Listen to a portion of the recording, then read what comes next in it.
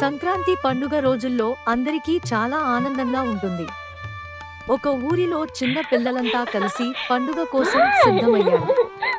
ఆ ఊరికి వచ్చిన గంగిరెద్దు, హరిదాసులు పండుగ ఉత్సాహాన్ని పెంచారు.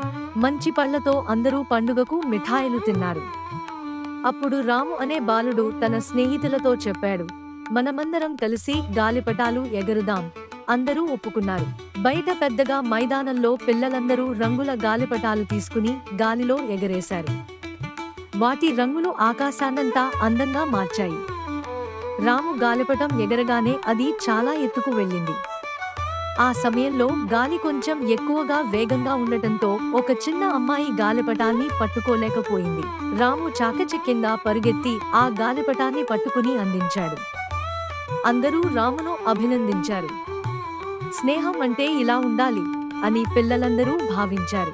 అలా అందరూ కలిసి పండుగను ఆనందంగా జరుపుకొని ఆ క్షణాలను జీవితంలో చిరస్మరణీయంగా మార్చుకున్నారు.